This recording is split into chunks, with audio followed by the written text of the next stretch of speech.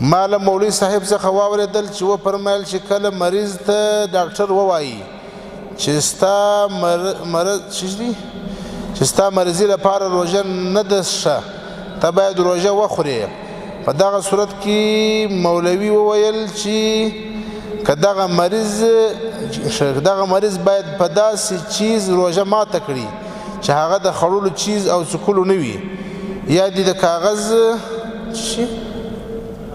وژوي، دغه اوبو باندې دي غلطه ده. که چیرې تا ته ډاکټر وویل او ډاکټر کې دوه شرطه ضروري دي، ډاکټر به حاذق وي، حاذق معنا پوه وي، داسې دواخانې والا به نه وي، او دوهم دا دی چې مسلمان به متقي به وي.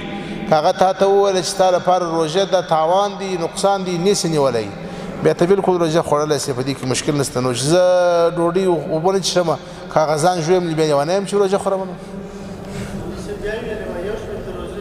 نه، یوه قضا ده، شپېته روژې نشته.